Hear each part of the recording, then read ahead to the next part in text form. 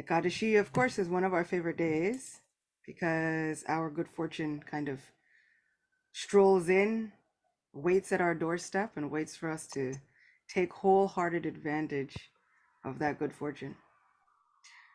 So, of course, without further ado, Om Ajnanatirmirandasya Gyananjanashalakaya Chakshurunmilitam Yena Tasmai Shri Guruve Namaha Shri Chaitanya Manobishtam Shtapitam Yena Bhutale Swayam Rupa Kadamayam Dadati Swapadantikam Nama Om Vishnupadaya Krishna Prishtaya Bhutale Srimate Bhakti Vedanta Swaminiti Namine Namaste Saraswati Deve Gauravani Pracharine Nirvishesha Shunyavadi Paschatya Deshatarine Jaya Shri Krishna Chaitanya Prabhu Nityananda Sri Advaita Gadadhara Shiva Sadi Gaura Bhakta Vrinda Hare Krishna Hare Krishna Krishna Krishna Hare Hare Hare Rama Hare Rama Rama Rama Hare Hare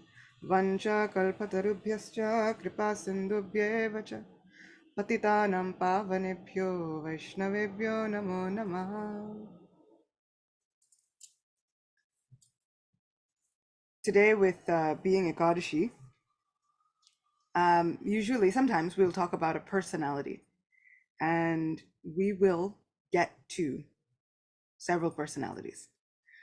But I also wanted to speak about the joy that can happen when we simply allow ourselves to appreciate Krishna and to appreciate Krishna's devotees. There are miracles that occur when we give ourselves permission to simply appreciate Krishna in whichever way comes naturally toward us, in whichever way is our natural inclination. I had been reading the story of Kaliya being subdued within Krishna book. And Srila Prabhupada prophesied that Krishna book would give the devotees so much solace. I am pleased to report he is correct. He did not lie to all of us. Krishna book gives such incredible solace. We get to go on so many wonderful adventures with Krishna. We get to find out who this Krishna is and what he's all about, the same Krishna that we are endeavoring to somehow worship daily. Now we get to gain a closer relationship with him. And within Krishna book, we hear the story of Kaliya subdued. As many of us may know, Kaliya was a very large serpent, a naga, and he had 1,000 hoods, of which 100 or 101 of them were the most prominent. He happened to be poisoning the Jamuna River within Vrindavan with his very presence. So this was a problem because Krishna enjoyed swimming, playing, drinking from the Yamuna, along with all of his friends and all of his cows. And if the Yamuna remained poisoned, his cows and his calves and his friends, they would all die from just being in the vicinity of that lake within the Jamuna where Kaliya was residing. Krishna famously dances on the hoods of Kaliya to subdue him. And then the wives of Kaliya, known as the Nagapatnis, arrive, just when Kaliya has been dance beaten within an inch of his life. And so the Nagapatnis arrive and they begin to offer Krishna selected prayers, the best of what they can say. And one of the things that they say to Krishna is, you should forgive this Kaliya. He's a snake. And by nature, snakes can be very angry and very envious.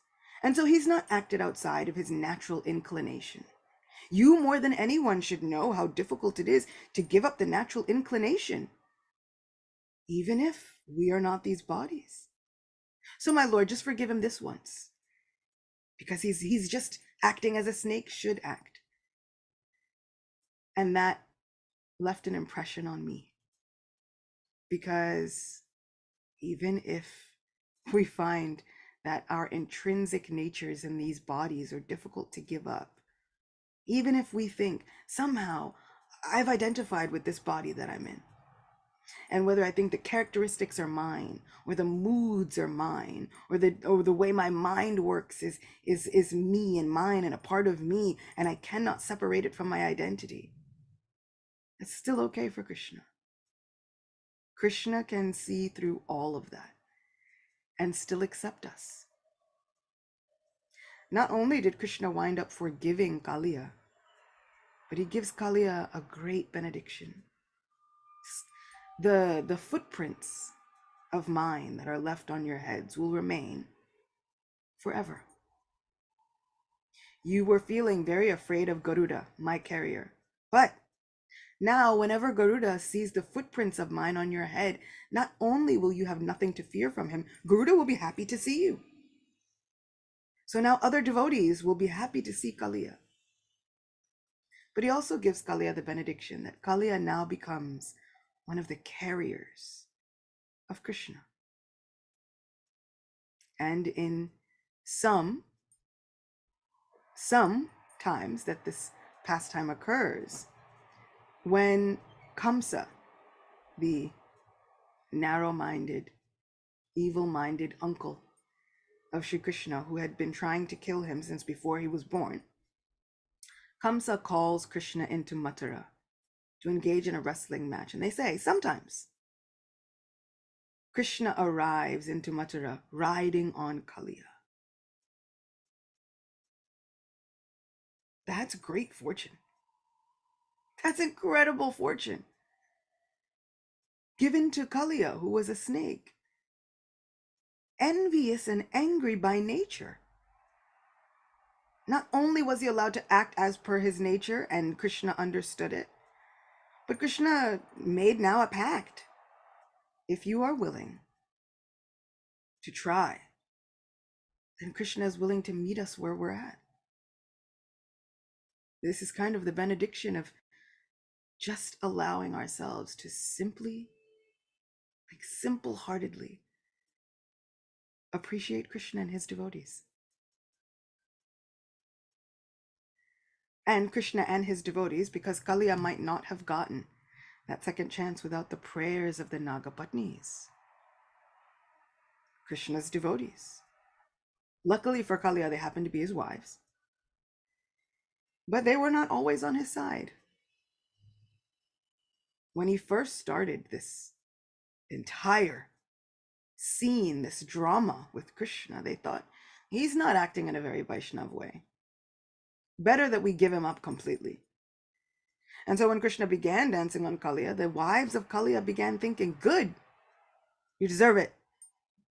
Give him what he deserves, Lord. But when they saw that Kaliya felt repentant, and Kaliya began to appreciate Krishna's strength in weakening him. Here we go with the appreciation.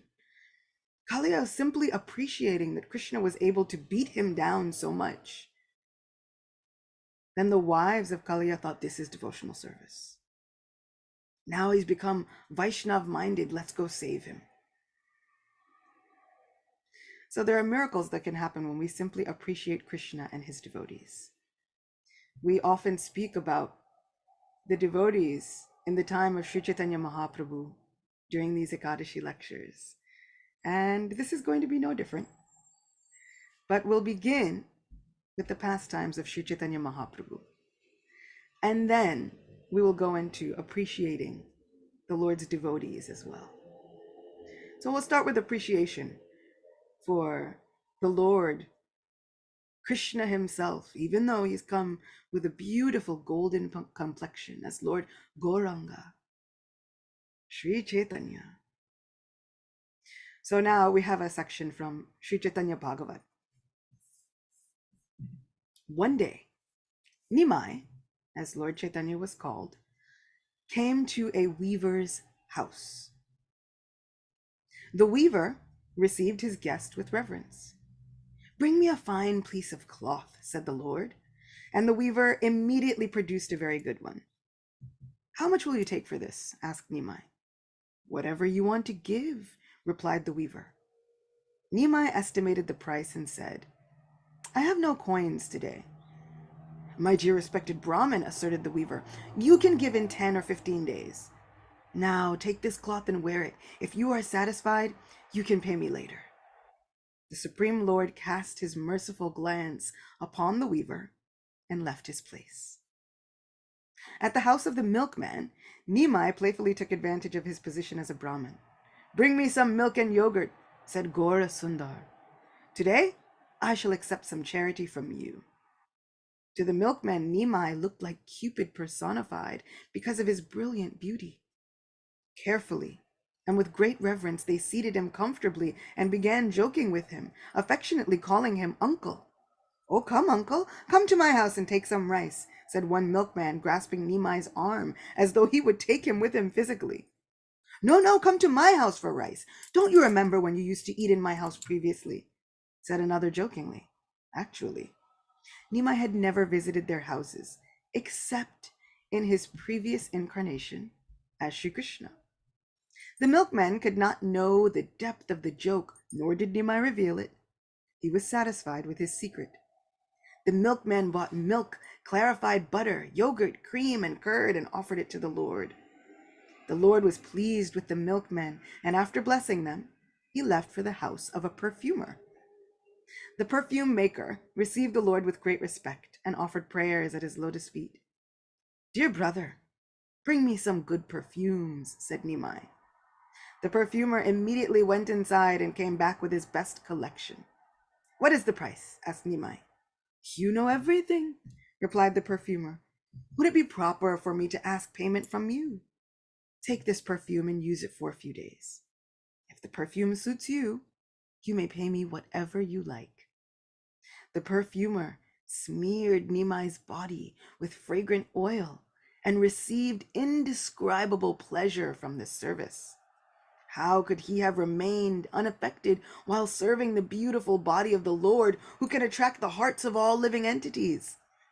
Nimai blessed the perfumer and went on to the house of a florist.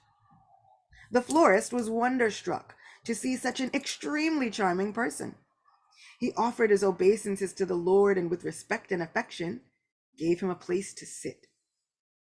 I would like a very beautiful garland, but I do not have any money with me, said Nimai. Noticing the signs of divinity upon the Lord's person, the florist said, You do not have to give anything. The florist then brought a beautiful garland and placed it around the Lord's neck. This pleased the Lord, who began to laugh, along with his disciples and students who had accompanied him. The Lord blessed the florist and went next to the house of a betel leaf dealer. The pawn dealer saw that he had Cupid in person as a visitor. First touching the lotus feet of the Lord, the merchant then offered him a seat, saying, It is my great fortune that you have visited this humble dwelling of mine. He then spontaneously prepared a betel leaf pawn for the Lord and offered it to him. Why did you give me this pawn without being paid? Asked the Lord with a sweet smile.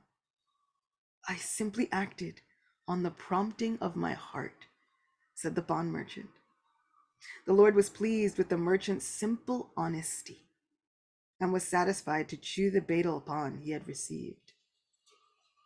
The dealer made a packet containing betel leaves with other valuable, tasty spices like camphor and offered it to the Lord with faith and respect. In return, he received the causeless mercy of the Lord. Nimai continued to visit the people of Navadvip in this way. An exact replica of Mathura, Navadvip was an opulent town even before the advent of the Lord. The lakhs of inhabitants busied themselves throughout the town. This was all prearranged by the desire of the Lord. Navadvip had been prepared to receive the incarnation of the Supreme Personality of Godhead. Just as Lord Krishna had gone through Mathura, meeting the various residents in this incarnation, Lord Chaitanya had enacted the same wonderful pastime. What I love is all of these merchants have in common that they were not offering anything outside of what was already within their means. They simply offered the best of what they had. There was a perfumer, and so the Lord did not go to him like for a chamara. right? The Lord was not asking, oh, give me something that is outside of your means, outside of your wheelhouse. Give me your best perfume. Tell me what's the price. And the perfumer says, oh, well, how can I charge you? And what's wonderful is from simply giving the best that they had to give, the benediction is the perfumer smeared Nimai's body with fragrant oil and received indescribable pleasure from this service. How could he ever remain unaffected while serving the beautiful body of the Lord, who can attract the hearts of all living entities? The Lord saw the simple honesty of the pawn dealer, this person who sells betel nuts, and he was satisfied to accept that offering. I think that we often read about stories of offerings that the Lord has accepted, and we think, I can't get to that level of devotion. How can I have such single-minded devotion like these pure devotees? Here, all we need is simple honesty. Simple, heartfelt honesty, offering the best of whatever we have to give. The Lord is not asking us for something that is outside of our power, something that is completely outside of our heart to give. All he wants is the best of our emotions, the best of our devotion, the best ability to create a connection with us. And that pleases him immensely. The Lord is satisfied just with that. These are the stories that give me hope when I feel as though the standard and the goal is so much higher than I can even conceive of. My Lord gives me reassurance. And he's not asking for anything too difficult. Simply the best of what we can give with simple-hearted honesty. And even then, the Lord might say, how can I repay you? Incredible. That Lord who has everything, how can that Lord repay us? And all it takes is us allowing ourselves, giving ourselves permission to really wholeheartedly lean into our spiritual relationship with Krishna. Can we allow ourselves to have a spiritual relationship with Krishna? Can we treat Krishna like a dear friend, someone who we would speak to every day? If we have our dear friends and they don't hear from us for too long, they start wondering, well, what happened to you? Our Krishna is also wondering, what happened to you? I haven't spoken to you in so long. What's happened? Can we be so simple-hearted? Can we allow ourselves to love Krishna and then for Krishna to also love us in return? That's not even the end of Sri Chaitanya Mahaprabhu's afternoon journey through Navadvip. The Lord visits the house of a conch shell dealer. The merchant received the Lord with great respect and offered his obeisances at the Lord's lotus feet. Dear brother, please bring me, yes, you guessed it, a beautiful conch shell, said Nimai. The merchant delivered his most beautiful shell and offered his obeisances again, but the Lord asked, how will I take it with me as I am not carrying any money? Respected Brahmin, please take this conch shell home with you. You can pay me later, or if you do not pay me at all, it does not matter. The Lord was satisfied with the conch shell dealer's affection and blessed him. Sachinandan Maharaj often says that when we perform devotional service, especially when we have pujaris, they're offering arti, which is often to symbolize the elements and great wealth. We might not have control of the elements. We might not even have great wealth. But Sachinandan Maharaj encourages us to remember that what we are actually offering during puja, during arti ceremonies, are our hearts full of affection?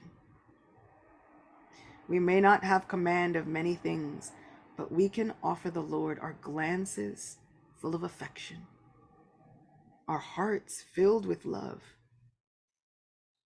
That is enough for Krishna. This is enough for Sri Chaitanya Mahaprabhu. And all of us can do this, no matter where we live, no matter what our finances look like. There are no holds barred on how much affection we can offer to the Lord.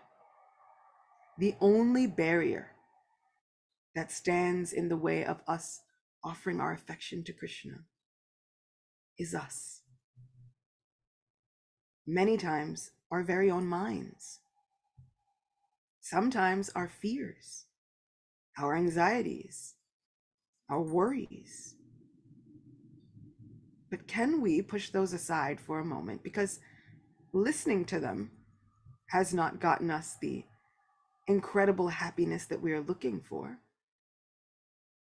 Maybe we can find or give ourselves permission to try just another way. Maybe we can push those anxieties aside and follow the simple-hearted residents of Navadvip, giving our friend the best that we have to offer and watching how he reciprocates with us.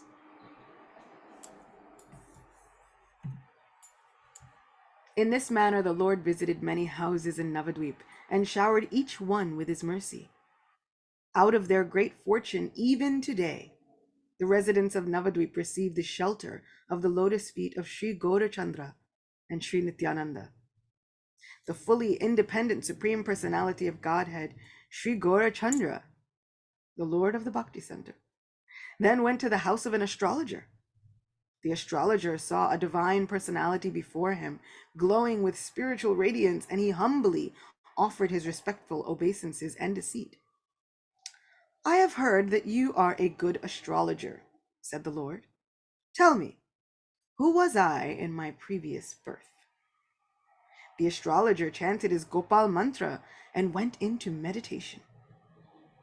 There he saw the four-handed form of Lord Krishna, with the complexion of a dark monsoon cloud.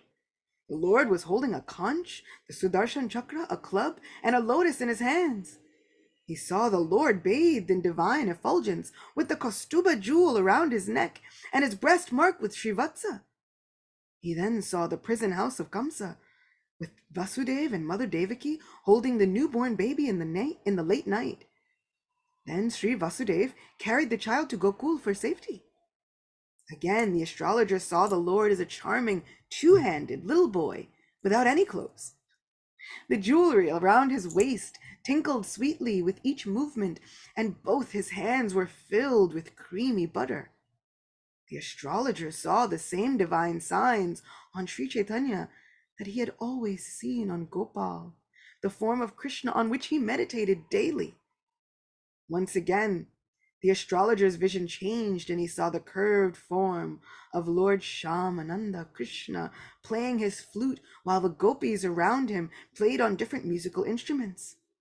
The wonder-struck astrologer opened his eyes to observe the beautiful form of Sri Nimai, on which he continued to meditate. Then he prayed aloud to his worshipable Lord Sri Gopal, "O Gopal, please reveal to me the real identity of this young Brahmin." The astrologer then saw in his meditation the Supreme Lord with the complexion of durva grass, which is green, holding a bow in one hand while sitting upon a kingly throne. Again he saw the Lord as Varaha, the boar, balancing the earth between his tusks as he rose magnificently out of the ocean depths. He saw Lord Nrsingadev, the terrifying half-man, half-lion incarnation that appeared to protect his devotees. Then Vamana appeared in the sacrificial arena of Bali Maharaj, followed by Matsya the fish, saving the Vedic scriptures from the destruction in the waters of annihilation. Within his meditation, the pious astrologer then saw Lord Balaram carrying his divine plow, and after that he saw Jagannath and Balaram with Subhadra standing between them. all the incarnations of the Lord appeared to the astrologer. Yet because of the Lord's illusory energy, he could not understand the deeper meaning of this divine vision. The astrologer was mystified and thought to himself, maybe this Brahmin is very expert in chanting mantras for incarnations, or maybe he is some demigod in the form of a Brahmin, trying to amuse himself and test me. He certainly possesses extraordinary effulgence. Maybe he has come as an astrologer and clairvoyant to disgrace me. The Lord interrupted his thoughts and said, what do you see? Tell me, who am I? Tell me everything in detail. Please go now, said the confused astrologer.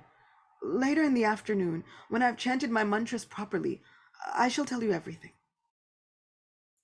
After seeing the astrologer, Nimai then goes to the house of Sridhar, who is also known as Golavecha. He is a banana leaf plate cup seller. And so all of his things are made out of banana leaves. He is not at all very opulent. He has clothes that are torn and ripped, and Nimai would come and argue with him for a minimum of 2 hours daily over the price of banana leaves. My family and I were talking about haggling in India last night. We were talking about how that happens. And here, the Lord of the universe is haggling with a banana leaf seller. Normally you haggle with someone because you really feel as though the price is way too high. It's unfair. Kolavecha Sridhar is selling banana leaves. Honestly, I don't know how you could really hike up the price of banana leaves. But Nimai was convinced that this Sridhar was hiking up the price. And so finally, he would argue with him for 2 hours daily when he was younger, until the point where Sridhar would get so frustrated that he would finally tell Nimai, fine, take them all for free. Just stop arguing. Just take them. And Nimai would say, okay, I'll take them today. But tomorrow, you shouldn't try to cheat honest people this way. He's a banana leaf seller. But now in the afternoon, when Nimai goes to see Sridhar, he speaks to Sridhar about his poverty. How can you be happy, Sridhar?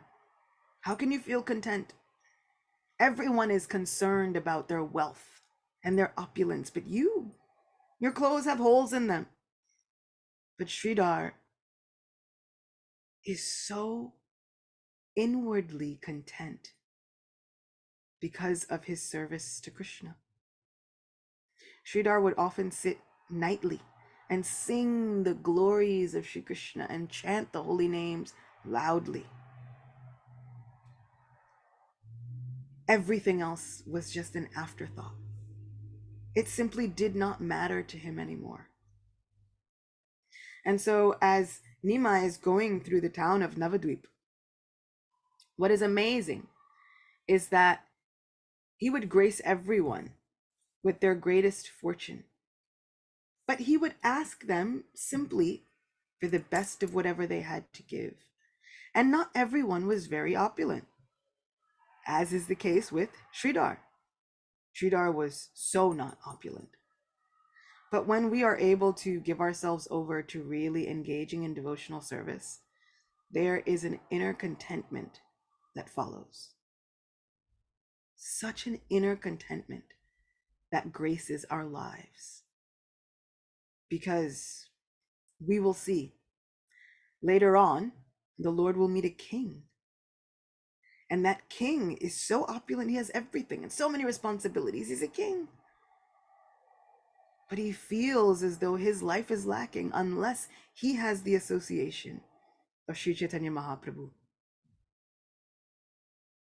And so our lives will feel as though they are lacking, and we are searching for the source of that lacking.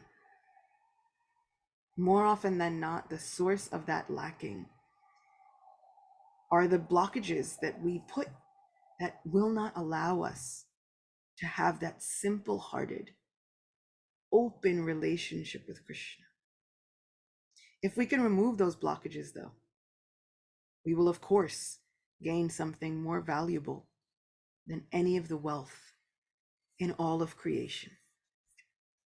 Srimad Bhagavatam says famously, second canto, chapter 7, text 18, Bali Maharaj, who put on his head the water washed from the lotus feet of the Lord, did not think of anything besides his promise, in spite of being forbidden by his own spiritual master.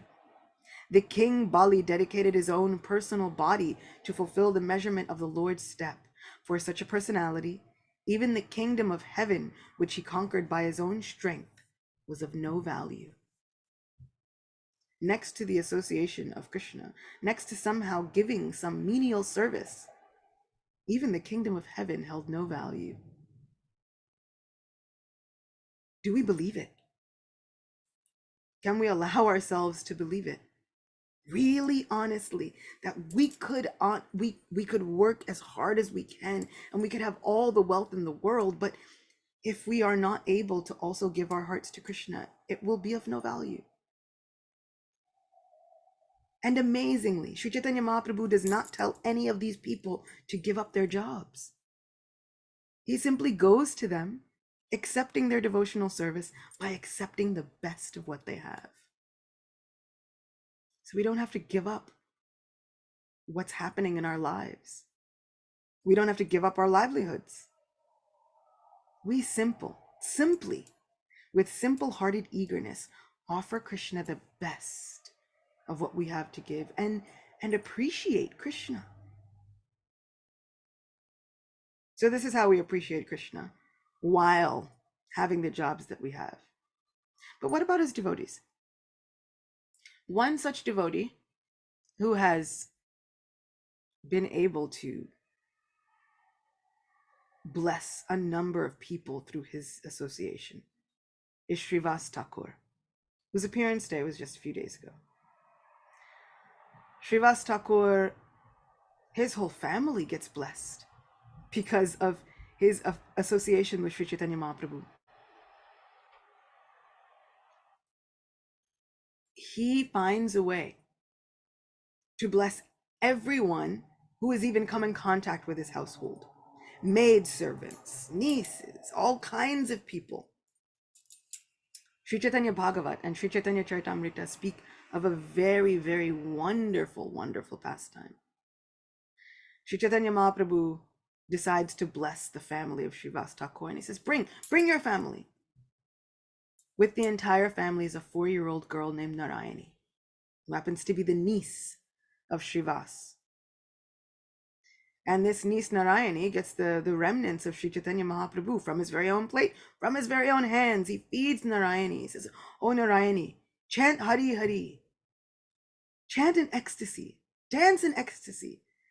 This 4-year-old little girl began to display all of the symptoms of ecstasy, chanting and dancing, hands raised, chanting Hari Hari. How wonderful is our Sri Chaitanya Mahaprabhu. This Narayani becomes the mother of Sri Vrindavan Das Thakur, who has given us the whole of Sri Chaitanya Bhagavat. This is the glory of appreciating the association of Krishna's devotees. Miracles happen to us just by being in their presence. Narayani wasn't chanting exorbitant amounts of rounds every day and making sure her 4-year-old little life was completely, wholly, solely dedicated every moment. She was just being a 4-year-old. But that was enough for Sri Chaitanya Mahaprabhu. Why? Because she was affiliated with Srivas. Once, the son of Srivas Thakur dies, and they are having a whole satsang. Sangha and kirtan and dancing and everything. And Srivas says nothing because he doesn't want to disturb the Lord's mood. However, the Lord finds out, and in an amazing display, brings the boy back to life so he can give some words of wisdom. And then the boy leaves on his way, not wanting to stay in that body any longer, not necessary. And then Lord Chaitanya and Lord Nityananda tell Srivas, please do not be afraid because you have lost one son. You've gained 2. Sri Chaitanya and Lord Nityananda say, we ourselves will become just like your sons. we will consider ourselves non-different than integral members of your family. What kind of a blessing is this? How incredible is Srivas? Finally for this particular lecture, there was a tailor who lived near the house of Srivas Thakur. And this tailor would make clothes for the entire family. This tailor happened to be a Muslim meat eater, but was sewing garments for Srivas Thakur. The Lord, being merciful to him, then showed the tailor his very own form. What kind of mystery is this? Saying, I have seen, and dancing in ecstatic love as though mad, this tailor became a first-class Vaishnav. Srila Prabhupada elaborates for us. There was a Muslim tailor near the house of Srivas Thakur who used to sew the garments of the family. One day he was very pleased with the dancing of Sri Chaitanya Mahaprabhu. Indeed, he was enchanted. The Lord, understanding his attitude, showed him his original form as Krishna. The tailor then began to dance, saying, I have seen. He became absorbed in ecstatic love and began to dance with Lord Chaitanya. Thus he became one of the most foremost Vaishnav adherents of Sri Chaitanya Mahaprabhu. A Muslim meat-eating tailor. Not a king, not a person of high position, not even a person that we would think, oh, you were born a Vaishnav, no problem. There is no barrier for Sri Chaitanya Mahaprabhu. Once we have appreciated the Lord's devotees, maybe even once, maybe done some little service for the Lord's devotees, look how indebted the Lord feels. Look at how he reciprocates with these people. Sometimes we can think, many people might think that they might have wasted their lives previously before becoming Vaishnavas. Oh, look at what I've done. Look at how abominable my activities were. This one verse shows how much the Lord does not care about that. Our Lord is so focused on how souls can become connected with him, reconnected with him, that he simply does not focus on that part. I was thinking of the story of Vritrasura in Srimad Bhagavatam. And he had previously been the king Trichiketu. And as Vritrasura, he was fighting with Indra and doing all of these things. It's a very exciting story. Everyone should delve into it. But the Lord, to increase his prema, he does not look at the form of Vritrasura at all. He simply remembers, that is my devotee. Let us think of Gajendra. Gajendra was an elephant. But within his heart, his Paramatma remembered the prayers that he used to say when he was not an elephant, but he was a king in a former life. And he brings out those prayers from the heart of Gajendra. The Lord simply does not care to focus on all of the external barriers to our connection with Krishna. He's so much more focused on, but this is my devotee. This is the service they've given me. I simply want to reconnect with my devotee. And even the friends of my devotees. Otherwise, what amazing good fortune can come upon a simple tailor who did not even seem to be in the same religion as Sri Chaitanya Mahaprabhu.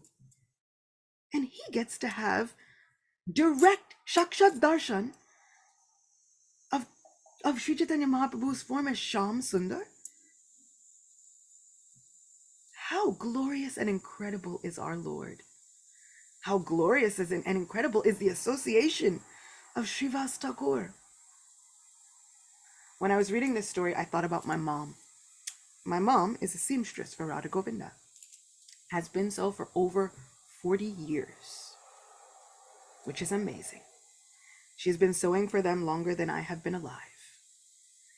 And she often has to go to so many places to get cloth. And she'll often tell me about the different places she goes. And so she'll often say, oh, we went to one tailor and we were trying to find this cloth and there was a Muslim person. So then I was speaking to them about Krishna and showing them what I'm going to do with the cloth. And they're appreciating the forms of Radha Govinda. This is what this looks like in our century. When I read this story, I thought this is what my mom's been doing. Foremost, first-class Vaishnavas, just by coming in contact with one devotee who will say, oh, I need some cloth, but look what I'll do with it. And they get darshan of Radha Govinda. They can obtain darshan of Radha Murlidhar, just like us. This is our good fortune if we can only appreciate Krishna and appreciate Krishna's devotees. It is so simple. Our minds can try and make it difficult, but don't let the mind win. Don't let the mind trick us into saying, oh, but it's more difficult than this. There are so many more designations. There's so many more differences between all of us. There aren't. There are no differences. Because Krishna has said so. It's within every single heart, every atom even, just waiting to reconnect and reestablish foremost Vaishnavas. Everywhere he goes, anywhere there is one heart who simply wants to appreciate him.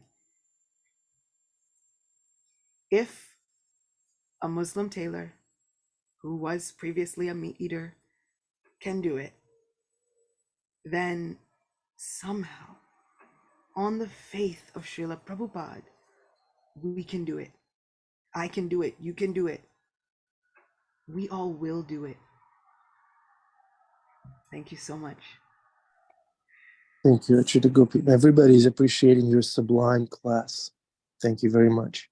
Everybody appreciates how you appreciate your mom in the classes that you give. Wonderful. Yeah. Would anyone like to share or reflect?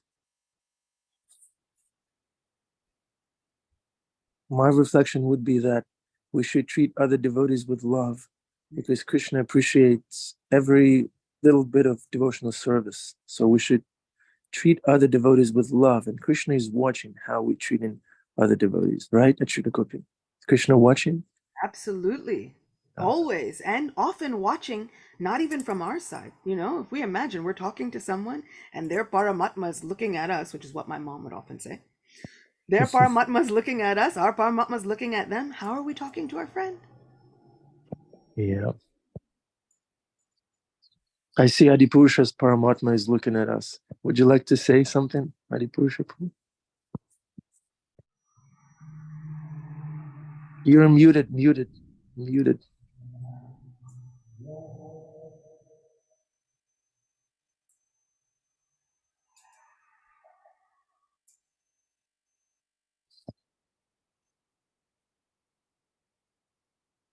Tap on the little mic sign. Bottom left of your screen. Bottom left. Wow, you are good. All right.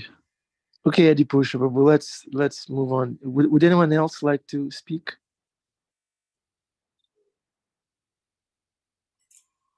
Krishna Prabhu? Yes, true. Thank you, Prabhu, Achit Prabhu. So wonderful class. And the ending, what you said, like Gajendra. So the Paramatma assisted, Paramatma, brought those prayers, what he offered in the previous life. So that was so nice. Even we see in the Dhruv Maharaj pastime also. So Dhruv Maharaj says, Yontak pravishya mamam prasuttam. So Lord enters inside and then he enables the prayers. So we can see, how Lord is empowering you with such nice Bhagavatam classes every Ekadashi. Thank you so much. And then we pray that, But my only thing is, do like Lord empowers every time, because it happens that only sometimes the prayers come out and sometimes the prayers don't come, but Lord is always like equipoised, right? So why only sometimes prayers come out? Isn't that something? You know, I think there's a twofold happening with this. You know, sometimes when we think, where have my prayers gone? we think, you know, a few days ago I was making really nice prayers. Now where have my prayers gone? Sometimes, as he tells so many people, he says, you know, sometimes I remain silent to increase your appetite for prayers. You know, sometimes we think, no appetite, why are we eating? If there's no urgency, why pray? And so sometimes then Krishna brings some urgency into our lives. I don't like the urgency, but he brings it anyway. Even though I don't like it, he doesn't take my likes into consideration. He just acts for my highest good. And Yeah, so be careful. No, be careful. we have to be careful what we are asking for when we are praying. All of these prayers, we're repeating the prayers of Sri Chaitanya Mahaprabhu, and it sounds so nice when we say them. Oh my Lord, you will remain my Lord, whether you keep me brokenhearted by not being present before me, or whether you handle me roughly by your embrace. Whoa, whoa, whoa, whoa, whoa, whoa. What does that really look like? The handling roughly by his embrace part, it's rough. It's not great. It doesn't feel nice. Brokenhearted by not being present before me. Sometimes have we ever thought, I've been praying to Krishna for so long. Why are you not appearing? Why have you not entered my life? And then we wake up the next morning and then we recite these Shikshastakam prayers, asking the Lord to do with us whatever he will do by not being present before us. And then we wonder why he's not present. It's because we asked for it. But also, a beautiful story of Hanuman. I remember whenever I think about this and about the Lord as a reciprocator. The first meeting between Hanuman and Ram, Hanuman comes in disguise. And he looks and he says, oh, who are you? And Ram and Lakshman begin to describe their lineage and describe who they are. And then Ram looks and he says, Hanuman. And Hanuman reveals his form. And he looks and he pays his obeisances to his Sri Ram. And he says, Sri Ram, I've worshipped you before I could even conceptualize you. I've worshipped you before I even knew myself. How is it that I didn't recognize you? Ram says, I'm a reciprocator. You came in disguise, so I disguised myself. You let go of your disguise, so I let go of mine. So sometimes when the prayers aren't coming, I wind up wondering, like Dhruva, am I just in need of the touch of the Lord's conch shell? Or am I going to the Lord in disguise? Have I opened my heart honestly? Have I really dropped all the walls, and am I being vulnerable with Krishna? Or am I going in disguise? So sometimes, in order to say our prayers, we just need a little help from Krishna. We need that conch shell, which is always there in the form of Srimad Bhagavatam. You open it up at any point and just recite somebody else's prayers. That's what I do. Whenever I feel bereft, I recite somebody else's. And I'm like, okay, look, if I have to be a parrot, then I'll be a parrot, no problem. But the Lord, please accept these prayers. You accepted them once before. They must make you happy. So do I just need help from Bhagavatam? Or am I putting those blockages in myself that push Krishna farther away, saying, oh Lord, I want you to fix it. And then secretly, but I'm in control. Because nothing is secret from Krishna. He knows when I'm not being my full vulnerable self, when I say, oh, I really want you to handle it, but you're going to handle it my way, yes? Did you handle it yet? Well, if you could handle it quicker. And when I try to micromanage Krishna, he does not like that. He doesn't normally follow my instructions at all. In fact, he usually does the complete opposite. So I've learned I can't micromanage him. I have to let him do what he's going to do. And also maybe, stop saying those verses of Shikshastakam. Maybe just stick with number 1. Number 1 is nice. All glory. 1 and 2 is good. Once we start getting into Trinadapi Sunichayana, and then it gets a little rough. It gets confusing. But we don't have to be afraid of Krishna. He's always going to have our best interests at heart, whether we are a born Vaishnav or a Muslim tailor, or a fiery-haired demon named Vritrasura, or an elephant named Gajendra. He's going to have our best interests at heart, whether we are 5 or 95. So we don't have to be afraid. In all honesty, we should never be afraid to say those prayers of Shikshastakam, because whatever the Lord wants, he's going to take anyway. We can't stop him. That's our minds again thinking we can control something. We can't stop him anyway. If the Lord wants to take the best of what we have to offer, could we hold it? And why would we want to? The inhabitants of Navadvip have taught us we are never ever a loser if we give the best of what we have to Krishna, even if it's to pray because we don't know how to pray. Many people would ask Gayendra Prabhu, what do you do if you can't cry for Krishna? So we'll cry because you can't cry. It's as simple as that. And anytime we can pray because we can't pray. Oh Krishna, I don't even know how to pray to you. I don't even know how to approach you.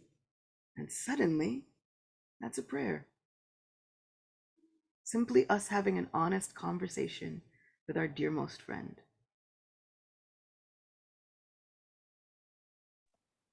Krishna Prabhu, you just stepped into a gold mine of wisdom and realization. What a competent answer, Acyuta Gopi. Thank you so much. Yes. Thank you, Prabhu. Very nice. Thank you. Krishna, just surrender. Come on, surrender. Don't be afraid. Honest conversation. Wow, that's so nice. Yeah, be honest, Krishna Prabhu. Actually, Krishna Daya Prabhu's comments, they're some of my favorites. I really feel like these are when my well-wishers come and they let me know that I've done a good job and I feel like I'm pleasing my Guru Maharaj, and that makes me the happiest. So thank you so much. Krishna is very sincere, very serene devotee. Adipusha Prabhu, did you figure out your muted situation? No? No. No, you're muted. Bottom left. Little microphone sign. We should change it. We can have a devotee Zoom where the bottom microphone is not a microphone, it's a conch shell. Yeah. A little conch shell, a little panchajanya. Chaitanya, yeah. Okay, any other reflections, comments?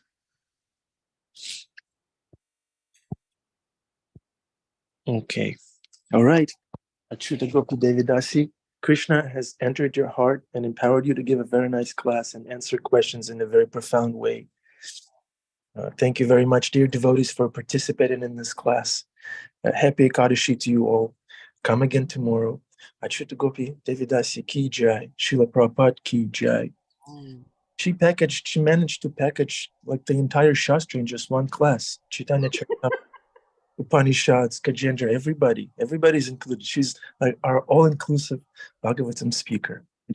Thank you. And yeah, see you all tomorrow. Hare Krishna. Right.